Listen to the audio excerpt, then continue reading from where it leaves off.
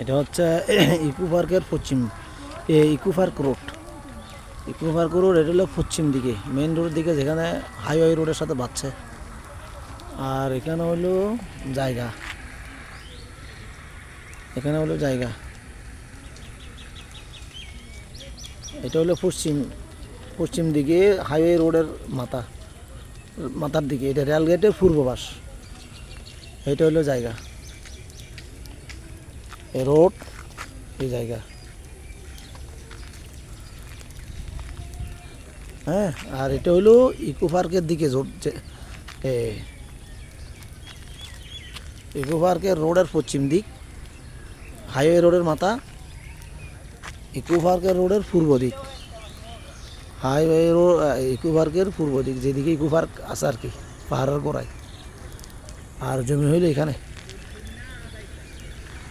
এখানে টোটাল জমি হচ্ছে 4.57 শতক, মানে 4.57 শতক জায়গা আছে। এই হলো কথা। জায়গা চয়েস হয়েছে কিনা দেখেন, আর আমার বলবেন আর কি।